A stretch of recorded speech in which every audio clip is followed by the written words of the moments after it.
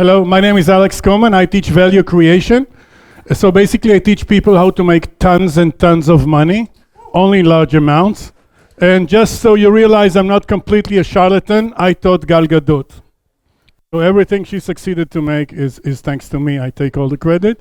And if you want to see what value creation is, this is a website called Finviz, and obviously you realize that there's nothing going on because there's no trading. So if we take a look at what happened last year, that's obviously more significant. So what we see here is basically we see this is the technology sector, so that's our sector, where the size indicates how much money you need if you want to buy Microsoft, and the color indicates what the stock did over the last year. So if we look at Microsoft, for instance, we see that it gained 21%. So if you invested $100 a year ago, now you have 121, which is nice. So here we see Google, Facebook, Microsoft, Intel, IBM, etc. And this is the financial sector. So you can see Visa, MasterCard, American Express, PayPal, AIG, and the big banks, JP Morgan, etc. And the financial sector is undergoing a slaughter, in the good sense of the word slaughter, in the sense that the technology sector is going to make financial services way cheaper and much more effective. If you think about algo trading, Bitcoin, all these technologies are going to make the financial sector less profitable and much more effective. I'll go back to that in a second. Services. In biblical times, people were rich because they had land. Then there was the Industrial Revolution. People are rich because they manufactured things. Today, most of us are in the services area. So here you can see Netflix, McDonald's, Disney, Walmart, and Amazon. Walmart and Amazon are interesting. Walmart is the world's largest supermarket chain. So if you want chicken and carrots, you'd go to Walmart. Amazon would be books and electronics. And recently, two things happened. One, Amazon acquired Whole Foods. So Amazon is basically saying, if you want, we are going head in head against Walmart. Amazon launched Amazon Go. I'm sure you're familiar with that. It's a chain of stores without cashiers.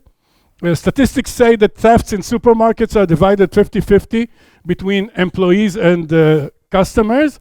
So if I have less cashiers, it's only good for the bottom line. And so I think in this war between Walmart and Amazon, I think most of us believe that Amazon is going to win this war. Bezos had these holidays, Black Friday, Monkey Monday, Stupid Sunday. He became the world's richest person, except Putin. I mean, we all know that Putin is really the world's richest person. Now actually Bezos is only half the richest because he divorced. So sometimes I try to feel sorry, but it's not easy. Consumer goods, we see Coca-Cola, Pepsi-Cola, Procter & Gamble, cigarettes, Nike, and Apple. Many of us remember Apple when it was a dwarf. Today, Apple is actually the first company to cross the $1 trillion threshold. So the interesting thing is that 10 years ago, the 4 biggest banks were twice as valuable as the 4 technology companies. Today, it's the opposite. The 4 technology companies are worth twice the 4 banks, and it's going on. So Amazon, Apple, Google, and Microsoft are worth twice the value of the biggest banks, and I think this is interesting. Here we see healthcare, so you see Johnson & Johnson, Pfizer, Merck, etc. And Medtronic, these are companies that make pacemakers or the electronics of health. And here the most interesting company, I think, is General Electric. Whoever studied business learned about the GE McKinsey model. You see that General Electric lost 30% of its value over the last year. The CEO went home. He wanted to be more with the children and to collect the dog shit. So I think it's interesting to see the dynamics of this world. And for this speech not to be academic egg salad, I will use the slides of the world's leading CEOs. This is a slide by the CEO of Sky. Sky is a television chain. There was a big battle to take over Sky. And the reason I have the slide from his presentation to the financial community. So let's assume that you're managing people's money, and the CEO of Sky tries to convince you to invest in Sky rather than in Disney or some other companies. And that's what we call JAWS. JAWS are basically how do we reduce our costs producing programs, and how do we increase our revenue from advertising, merchandise, whatever. I was on the pilot of a program called Economic Night, Laila Kalkali, which is what we call proof of concept. It was filmed to see that actually the concept made sense. And I left there half an hour after midnight, and I stopped at the stoplight, and next to me stopped another guy, and he said, "Great program." So I said, "I didn't think anybody saw it." So he said, "I did the graphics." He really loved the graphics. So the rating was around 10 people who had to do something and be awake at the time, so there was no budget. But then we drank Viagra from Ramleh and oil from hills here, and we got some rating, and the host of this program rose to the Israeli parliament. From the Israeli parliament, he rose to Big Brother VIP. That's the top of the world. Okay, we realize that there's nothing beyond Big Brother VIP. So if we think about costs and how do we reduce costs, I like this chart of a learning curve. You see, what you see here is Usain Bolt when he made his record in the London Olympics, 9:69 seconds for 100 meters. So by the time he reached the final line, where were previous world champions, Olympic world champions? And particularly interesting, I think, are these three losers here in the corner. Because if you think about them, they were Olympic champions at the time, but everything changed, okay? The track changed, the shoes changed, training, the drugs changed. I mean, nobody would tell me that the human person can run this fast without being a pharmacy on wheels. So we realized that yesterday's excellence is today's joke. And if we think about improving our output, this is also an interesting chart by Samsung's CEO. I don't remember if he's in jail or on his way to jail, but this chart is very nice anyway. So he talks about black and white television. He said in the US they started making them in the 30s. Samsung was 40 years late and started in the 70s. Color TV, 14 years late. Flat CRT, 2 years late, and flip, Samsung is leading by 1 year. And I like the number 1 year because when you lead by only 1 year, you can feel the breath of your competitors back. So you're nervous, you have adrenaline. We had a startup in Israel called Creo, and when they asked the CEO, what about competition? He had this arrogant answer. He said, when I look at the starting line, I don't see anybody approaching it. Meaning, it's not that you don't compete with me, you don't even understand where the race is taking place.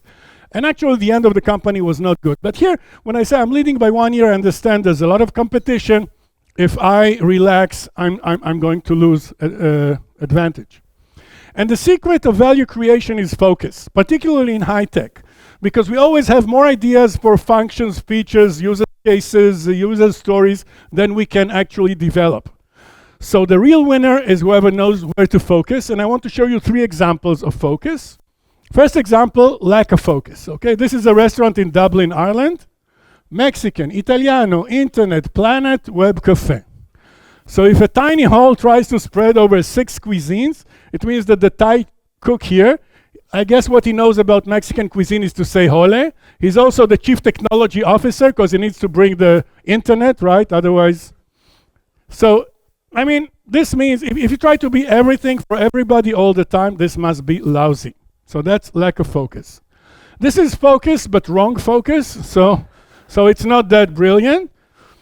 And this is incredible focus. The CEO of Domino's Pizza saying we make our pizzas and our boxes out of the same material, which is, I think from an environmental point of view, is very good, but it means there's no way telling when you're done eating the pizza and you're grinding the cardboard. So basically what he realizes is people are not crazy about the pizza. They want to hang up the phone and to have the delivery guy at the door. So his focus is on delivery. And he's number 1 before Pizza Hut, Papa John's, Godfather's, etc. To motivate his employees, he has this feature where he blows them up if they don't make it on time. I guess it's a good motivator. If you clean the previous delivery guy, I guess you have more adrenaline. And his stock goes through the roof. Okay. So the question is, where do we want to focus? And this is analysis if we have database people here, this is a semantic network. Analysis by the Marines of the Afghanistan arena. And this is the answer. So the question is, where do we focus in the Afghani arena? And you see this spaghetti, you see a US Army Marine Corps counterinsurgency field manual. And I think it's one of the saddest slides I've ever seen in my life.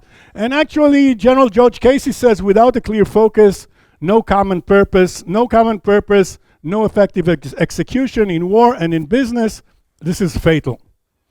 So what do we do with this? Microsoft Research takes this graph and chooses one node they want to focus on, which is to have popular support for the government. There's very little support in Afghanistan for its government, and the ambition is to actually have a significant government. So once we choose this node, the nodes that you see in black are irrelevant, so you can take them out of your focus. The nodes that you see in yellow are not actionable.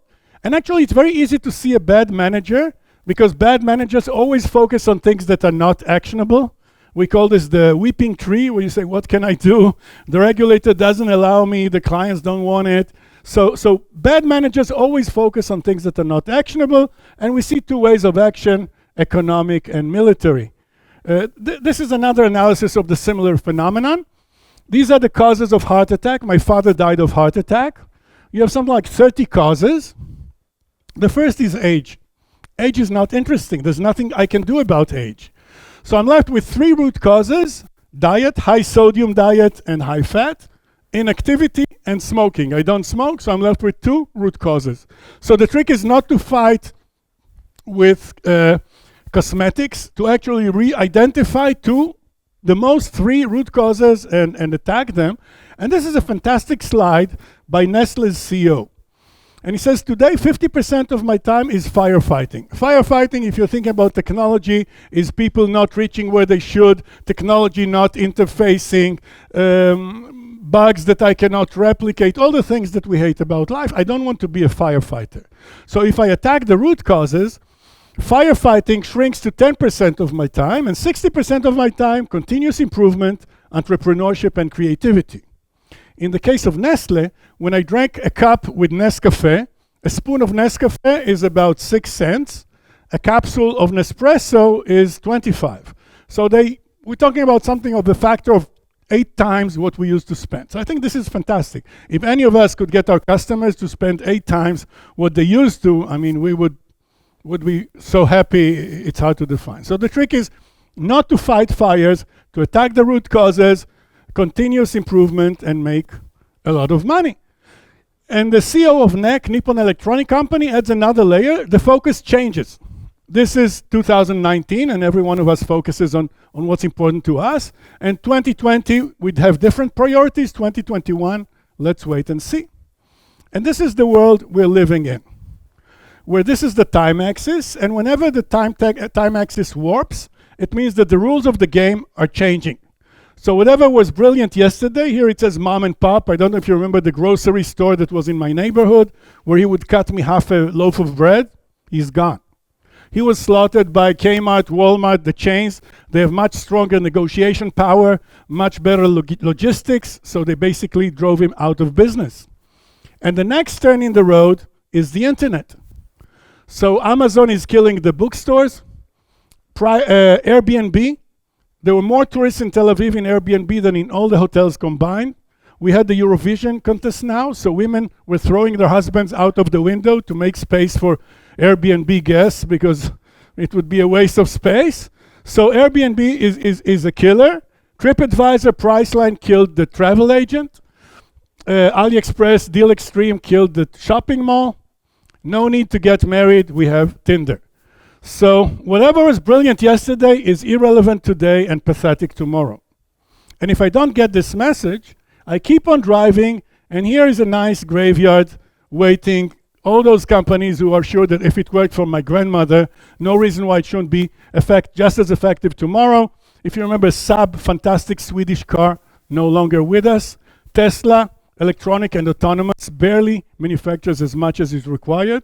Blockbuster, dinosaur that died. Netflix is thriving all over the world. Pan American, I used to fly them to Berlin when there was a wall against the hipsters. No more wall, no more Pan American. And Lehman Brothers, we all remember, investment bank that went under. Berkshire Hathaway, Warren Buffett's company, is thriving. So this crossroads, we have 3 options, and 3 options only. The first option is to be a pioneer. This is Steve Jobs launching the iPhone. So it says, until today, you either had a stupid phone. You remember the Nokia with one button, we could do miracles. If you wanted a smarter phone, it was hard to use. And he mocks all these keyboards. He says, I'm breaking the rules of the game. That's a pioneer. The other option is to be a paranoid. Paranoid, this term I took from Andy Grove, the CEO of Intel. And his biography is called Only the Paranoid Survive. And by paranoid, he means that you're very alert, very creative, you see other people's idea, you steal them, and you run forward. So this is a confidential slide by Samsung saying that while we are fighting Nokia and Motorola, Apple is making the whole category obsolete. I'm so busy fighting yesterday's enemies, I don't realize I'm sliding away, and there's a totally new arena here. So if Samsung manufactured sliders, once the iPhone came on the market, they moved to the Galaxy, and today they're selling a Galaxy and a half for every iPhone. So the meaning of paranoid is I'm aware, I'm cunning. If you remember, Samsung stole the user interface, this feature that you can increase and diminish images. They paid $1 billion in court and ran forward. So I'm either pioneer or paranoid, or I go to sleep and I wake up dead. And that's BlackBerry. 240, 140, $70 a share, highway to hell. Because yesterday when somebody put a BlackBerry on the table, if you remember President Obama, he was in love with his BlackBerry.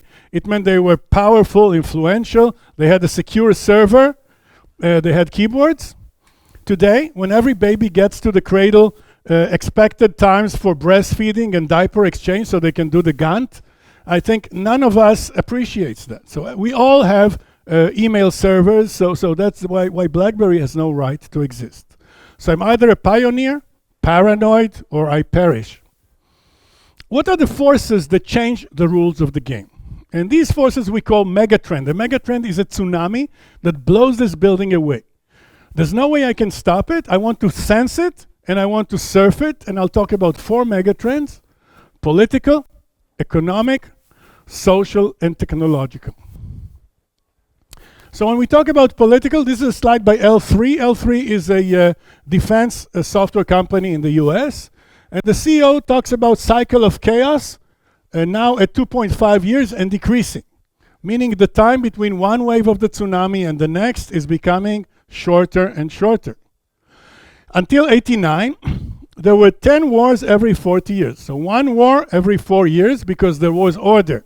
There was Washington, there was Moscow. Everybody knew who the boss was. The world was controlled.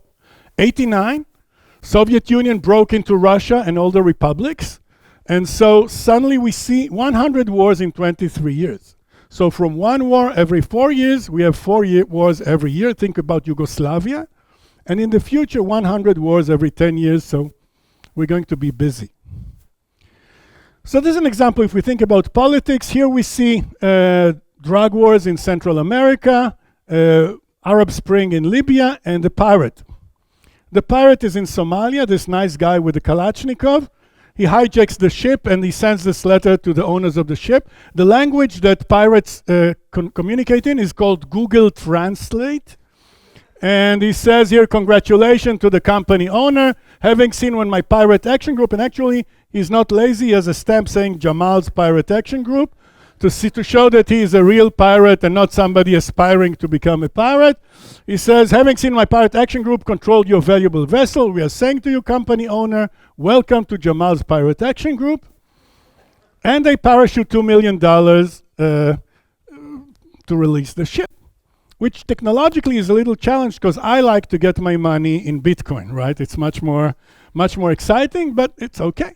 So this is political threat. And the question is, how do you make money out of it? Lloyd's, a huge insurance company in the UK, says, Jamal's Pirate Action Group, the best thing that ever happened to us. Because last year, we charged a rate of 2% of one ship, £200,000. Thanks to Jamal, they insured 2 ships, and instead of 2%, they get 11%, which means $2,400,000. So even if you deduct out of that Jamal still needs to have some training or seminars to know how to be a better pirate, still This is dramatic. This is 12 times, making 12 times more money than we made in the past. This is ThyssenKrupp. ThyssenKrupp talks about Piraterie und bewaffnete Überfälle, pirates and armed events also in Southeast Asia. They say this is a potential for our technology, selling ships and submarines.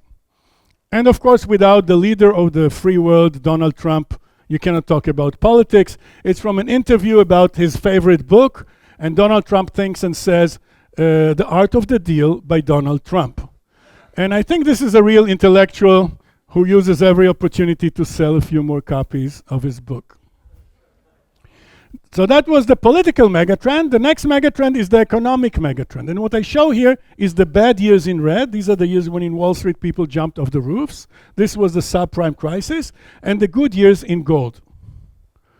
Last year was not a good one. And we see that life is a tango. So for every bad year, you have two years following you. And Warren Buffett says when the economy is good, when the water is high, everybody is an oligarch smoking cigars. It's only when the water goes down, you realize who doesn't have any coverage. And this is a slide by Lufthansa's CEO showing us the waves. So here you see 10 years, bears. Bears are the bad years when I live off the fat from yesterday. Bulls, I run forward. Bears, bulls, bears, bulls. And surprisingly, the waves are more and more aggressive. So this is more and more and more violent, because the assumption was that the waves would become milder because we're more global, computerized, and actually it turns out the opposite. So if Lufthansa's airplanes are on the ground, Boeing in gray and Airbus in gold see their orders cut by 50%. So here we need to balance the government business with the civil business. I was involved in a company that analyzed selfies. It's very easy to analyze a selfie. You need to recognize the ends of the ears and the mouth and the eyes. I'm 6 out of 10. The ugliest woman turns out to be Gimel Yafit. Yafit in Hebrew means beautiful. And I said this on the air once, and she called right away and told her forget about him. This is not my taste. This is artificial intelligence. It's a program that we showed hundreds of pictures. And this program thinks that this impersonator, it's a guy impersonating a female a member of parliament, the AI program is more attracted to him than to her. But that's, so it's not my preference. And actually, so in many countries, it's considered compulsory to take your own picture and Photoshop it to show respect to the people you're sending it to. But then the high-tech bubble exploded, and we were aided by Osama bin Laden, who coined the term Homeland Security.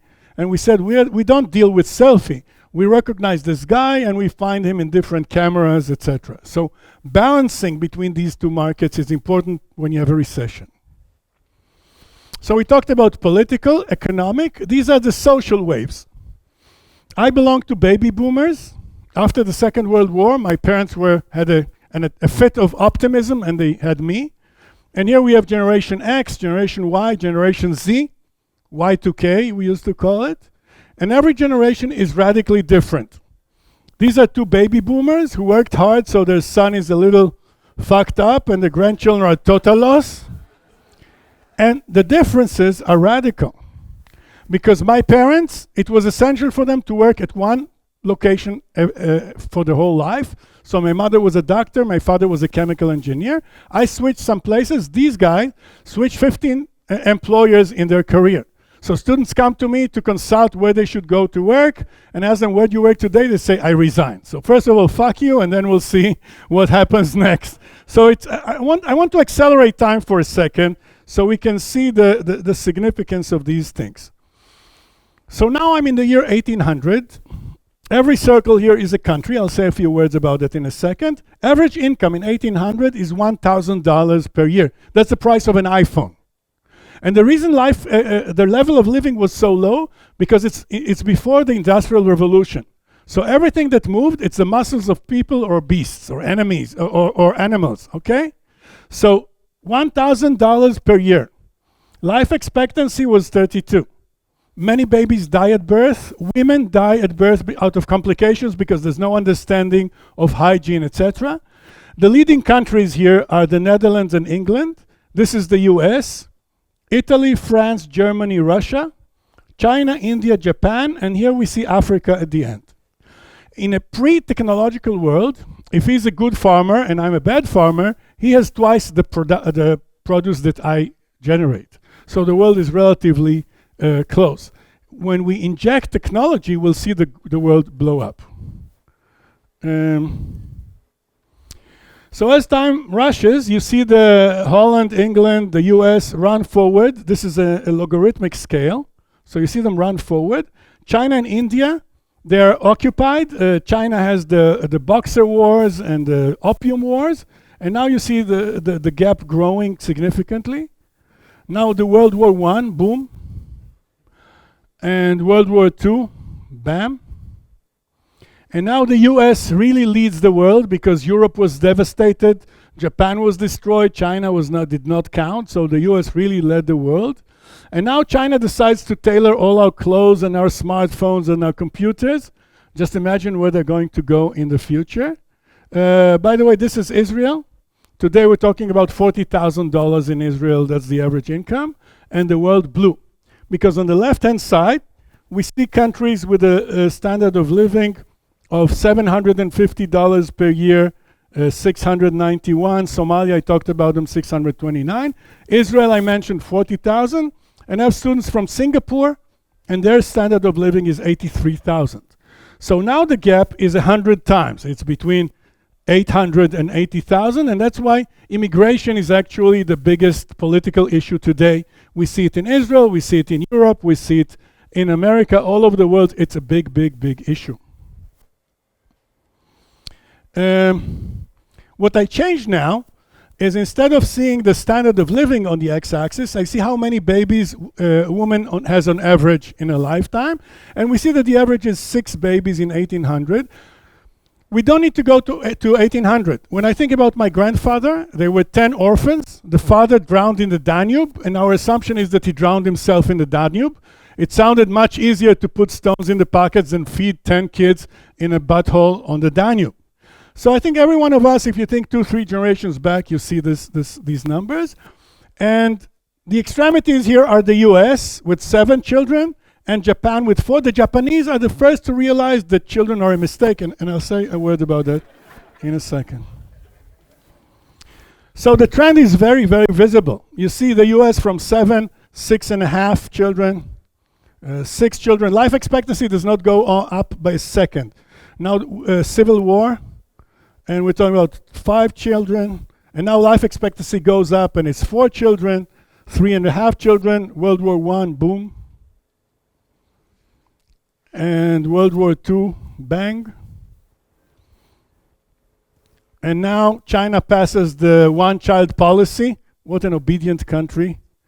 More interesting is India, because India did not pass the one-child law, but in India there is fantastic correlation between literacy and the number of children. When in villages in India, when people became literate, the number of children went down. There's very strong correlation there.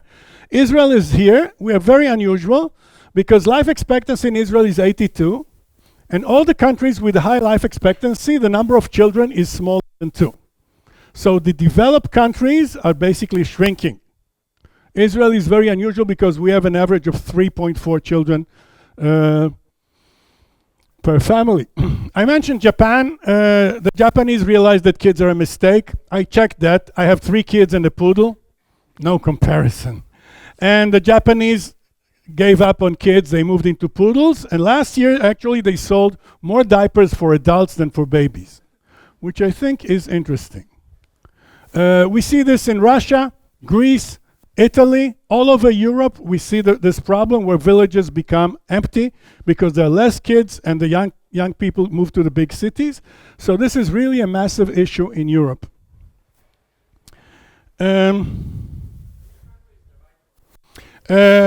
These are African countries. So here you see Niger with 7 children and Congo with 5.9 and Somalia 6 children, etc. That's what that was the prophecy that if you have many children, they live long and the economy is weak.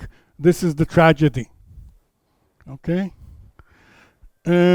So now we're facing a situation we never encountered before. We're used to having the full-time employed 47% of the population, unemployment 5%. It's actually lower today. It's around 3.5%, which is good.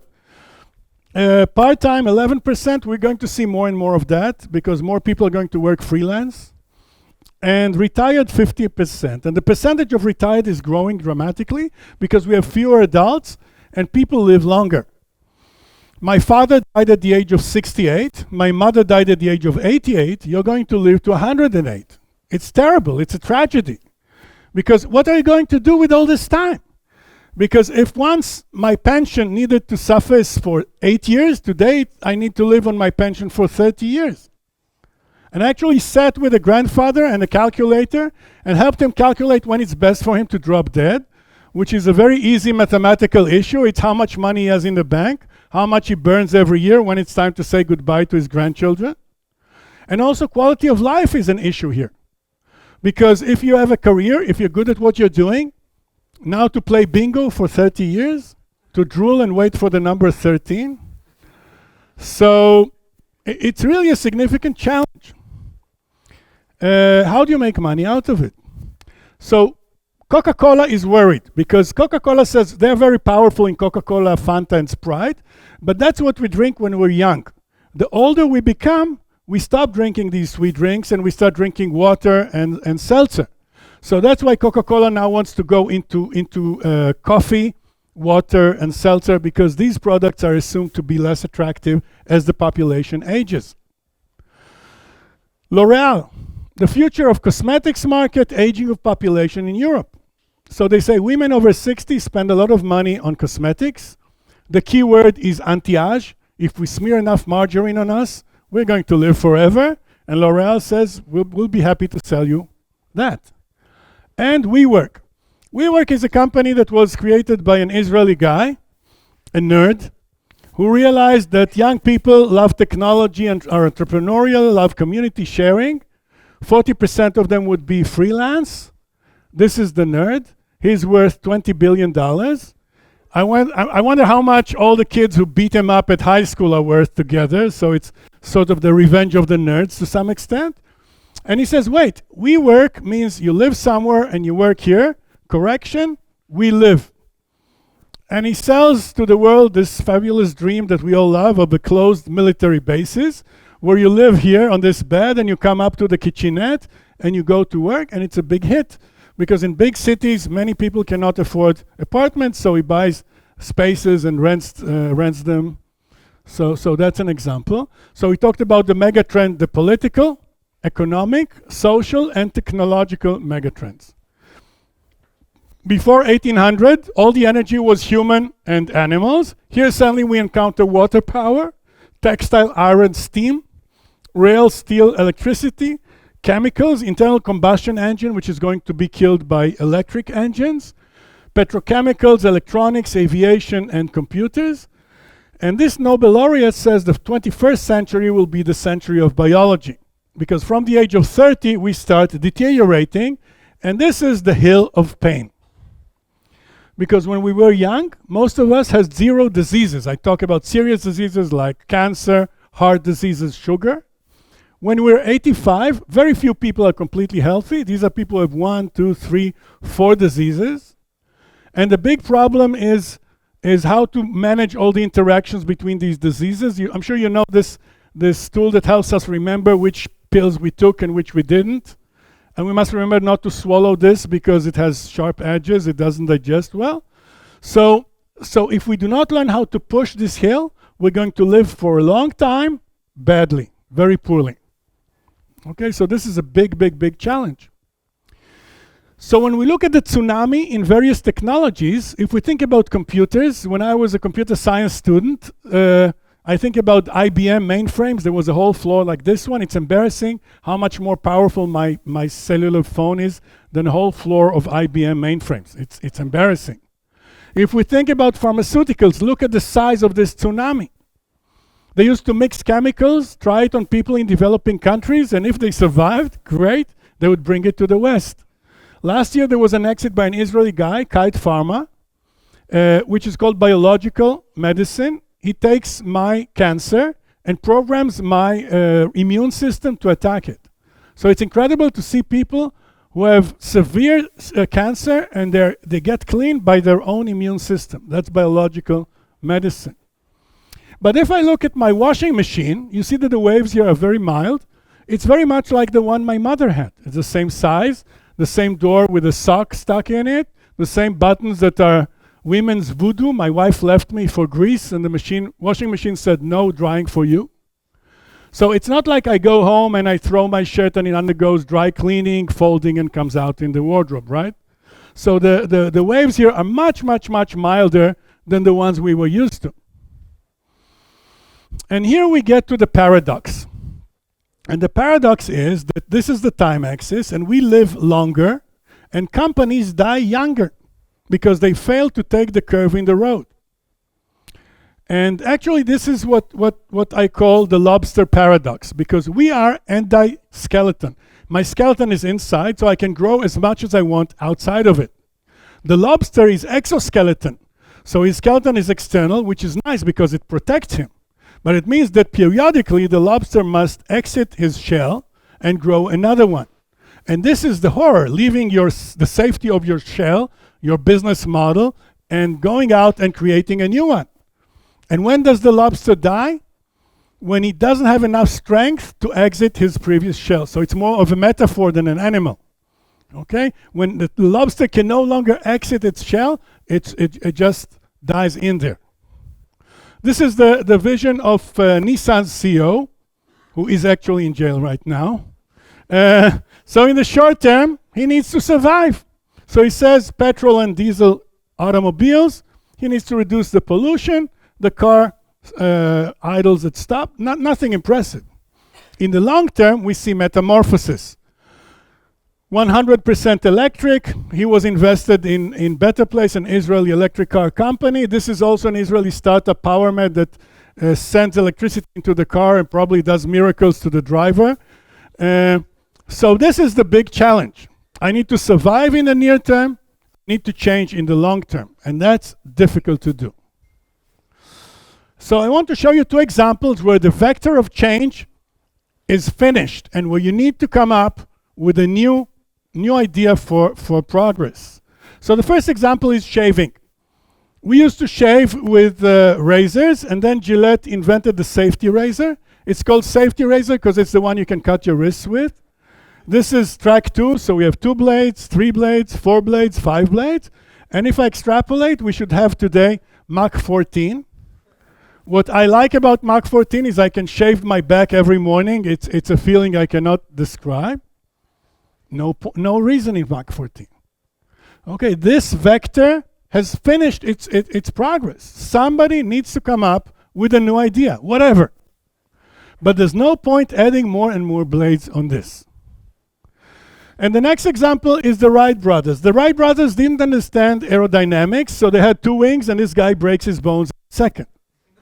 So for a warplane, they already have 3 wings, 5 wings, 9 wings, circus. So you cannot just add pieces of wood and hope for good things to happen. Somebody needs to understand what the profile of a wing is, what the attack angle is, what aerodynamics are. Otherwise, you will not make any progress. You cannot just add more of these pieces of wood. And this is leadership. So when you think about leadership, it has 2 dimensions. One is vision, the ability to imagine a different world. And the other dimension is ability to execute. So you're not just a dreamer, you actually have the courage and the charisma to take this vision and turn it into reality. Steve Ballmer, Microsoft CEO. Bill Gates had a vision that just the way people have Windows on their PC, we should have Windows on our mobile phone. How many people here have Windows Mobile? 0. Total failure. Ballmer went home. He was so sad that he bought the Clippers for $1 billion. I mean, how sad does a guy need to be to spend $1 billion on the Clippers? So I want to explain what we need to do if we want the vision to actually be executed. And my answer is you need to draw the arena. You need to draw your vision so you can show it to other people and they understand what you're doing and they argue with you and they tell you why you're wrong and eventually you crystallize something and you communicate it. And I want to show four fabulous business people who drew arenas and actually executed them. The first one is Disney. So Disney was a fantastic animator, but he was also an incredible strategist. So this was his strategy. He said, I make the films, then I sell the music. I think on Broadway we have at least something like 4 musicals from Disney, Lion King, etc. I want to sell, I want to have a TV channel with spin-offs of these movies. I will have an area in Disneyland, like for Lion King, and of course merchandise, right? You'd buy pajamas for the kids or whatever. But we realized that this arena is static. Many things changed because as Disney died and the company stopped dreaming, they had to buy their dreams from the outside. And that's ESPN, Pixar, Lucasfilm, Marvel, Hulu, and 21st Century Fox. So the arena is dynamic. That's the first one. Here is another one.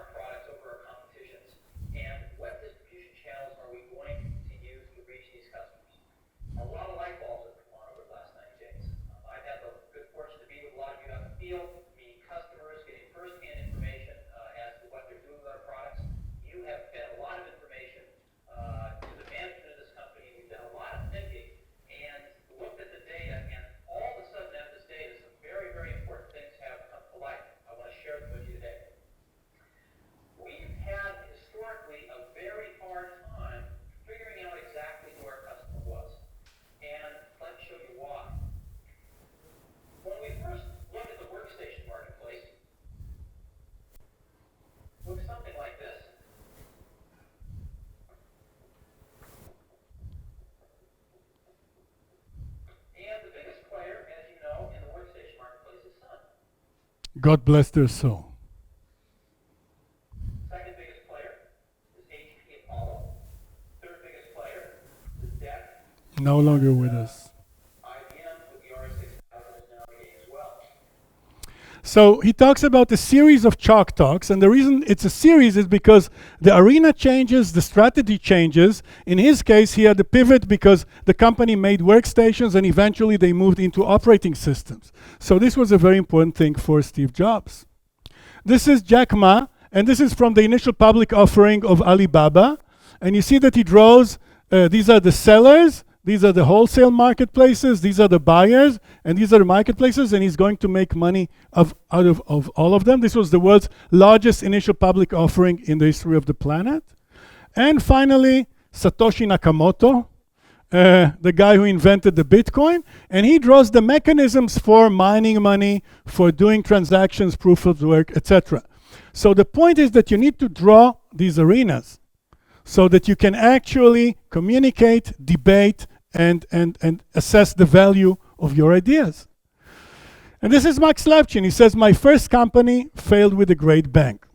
The second one, a little bit less, okay? The third company, you know, proper failed, but he becomes more used to it because it's a routine.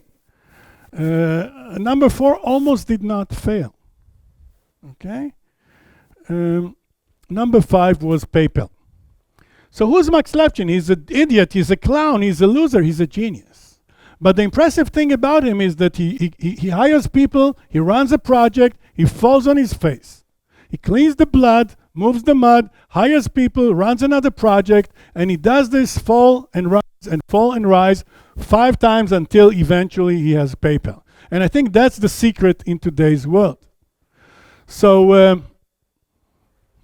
this is, for instance, the tourism arena, where here we have the suppliers, airlines, hotels. Here we have big travel agents. Here we have the old travel agents, and here we have the market.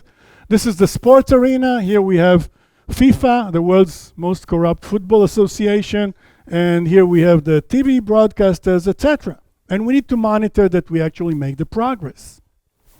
And I want to conclude with 3 reasons why companies have difficulty changing, taking the curb, why they just continue on into the graveyard. And the first one, groupthink, means I think inside the box. This is a slide by Airbus mocking Boeing. So they say Boeing had 84% of the market, Airbus was nobody, and today Airbus is leading. So here we see Boeing's chairman of the board saying goodbye to the old CEO and welcoming the young beast that is going to overhaul Boeing. Now what's strange about the way they're dressed? They don't have ties. The reason they don't have ties is because it turns out that the tie is what stops creativity from floating into the head. So they're dressed spontaneously, 2 for the price of 1. They both have green pants, white shirts, blue jackets with golden buttons, golden glasses, and the same hair. So why do I focus on this nonsense? Because it illustrates our tendency to surround ourselves by people who are replicas of us. He's mini-me of the old CEO. And this way we lose all the wealth of intellectual ideas around us. This is an example from Disney's 101 Dalmatians, where every one of us looks for a puppy that actually resembles us. And the second part of thinking inside the box is that I abandon my vision for the consensus. So Steve Jobs was always black shirt and jeans. Tim Cook, obviously black shirt and jeans. VP Marketing does not know how to dress. And it takes a whole month until he too wears black shirt and jeans. And if we extrapolate, we get the Nobel Peace Laureate, the North Korean troll, who forces all the women to look as if they fell out of a printer because they all have to have the same haircut, the same dress.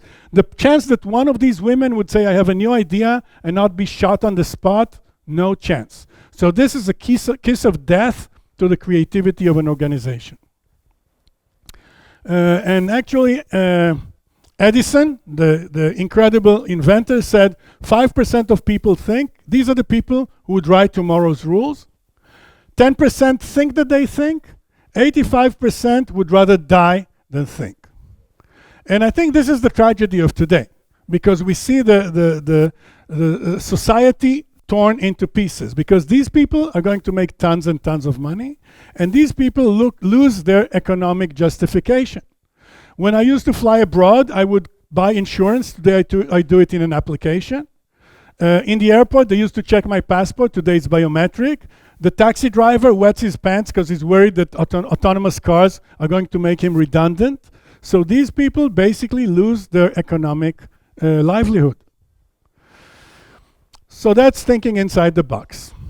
The second is analysis paralysis. And because I'm afraid to take chances, I'm trying to analyze and predict what's going to happen, and I'm so busy analyzing that I'm impotent and I'm run over by the change. I'll show you 2 examples. In football, this is a penalty kick, so the goalie covers 25% of the surface. The ball runs at 100 kilometers per hour, so it takes 0.4 seconds for the ball to reach the goalie. So if the goalie wants to know what's going to happen, he always jumps in the right direction, always too late. What does he need to do? He needs to gamble. He needs to jump before the ball is kicked. And actually, trainers tell the goalie when he kicks, jump to the left. When he kicks, jump to the right. But remember that in our case, we can correct ourselves. Here is an example where a company loses a window of opportunity. These are sales of sports utility vehicles. These are the small ones. These are the big ones like Cadillac, Escalade, Hummer, etc. And you see the window of opportunity because here General Motors sells 200,000 cars per year. And the window of opportunity opens and opens to 1,200,000, and then it slams. It slams because of the political megatrend, oil prices, economic megatrend, the crisis in the US, social megatrend. I had a neighbor with a Hummer, and everybody looked at him as if he was a guzzler. They hated him. And the company that launched its car here is Audi. And Audi's car is called Q7. Q stands for Quattro, all-wheel drive. But Audi had the technology here. But it hesitated and wondered and tested it and evaluated it. So they lost a lot of sales, I'll show you in a second, and a lot of insight what the market is willing to pay for. How much sales did they lose? BMW, which doesn't have all-wheel drive, started selling these cars in 1999, and they sold 1 million cars in the US alone. 1 million cars in the US alone. And what does the market want? This is Q7. The next car they launch is Q5, and then Q3 and Q2, and now they're launching Q1. What do I learn from this? The market does not want a big car that you can drive in a dune. It actually wants a tiny car that you can take to the shopping mall and load your things in. So the point is to jump into the water and see where it's taking you. And this is a slide by Bombardier that says we need to launch our plane. This is our window of opportunity because Airbus and Boeing are going to be at a point of disadvantage. So I cannot run my projects until I finish all the features I can imagine. I need to subordinate my projects to my window of opportunity. So we talked about thinking in the box, groupthink, analysis paralysis, being an impotent, polarity. I'm working for Société Générale, which is a French bank. The number of branches is growing, so if I wait enough, I will get a branch, but then the smartphones come out and the bank closes its branches. My bank just closed my branch. So from seeing my life as a symphony into my retirement, I'm suddenly in this hole, and I'm asking myself, how do I break change? How do I stop this company from changing? 2 examples. Kodak. Kodak hires Steven Sasson. Sasson invents digital photography. This is a patent on Sasson and Kodak. And the lobster panics. They say, it's filmless photography. Don't tell anybody. Because the bonuses of the senior people in Kodak are a function of sales of film, of paper and chemicals. So they tell him, shut up. And as soon as his patent expires, Kodak drops dead. And Arnold Schwarzenegger. He was the governor of California. They wanted him to give money to finance some change. He says, I'm not signing it. Everything that's written here is meaningless. The hidden message is obviously what we call acrostichon in the first letters. His hidden message is, fuck you. Okay, I've never seen use like that, very, very creative. Okay, fuck you. So basically, Arnold Schwarzenegger says, I'm not going to finance anything because I'm a dinosaur, I have a good time, I smoke cigars, I'm not going to change anything. In conclusion, we see creative destruction. The world changes and companies are paralyzed. The change is the result of megatrends, a tsunami that blows this building away. Political, think about regulation, sanctions on China, whatever, trade wars. Economic, this tango, a bad year, followed by 2 years. Social, Generation X, Generation Y, Generation Z, the millennials, and whatever comes next. And technological, obviously, a lot of change. Paralysis is the result of groupthink, as we saw in North Korea. And analysis paralysis, I'm afraid to take a chance, maybe I will fail. And polarity, maybe this will hurt my career. And the solution is diversity, and we have a lot of it. Women and men from all over the world, so we all look at other people and say, how do they come up with these stupidities? This is our asset. And learn by doing. Run a project, if it's successful, great. If it's not, run another project. So good luck to you.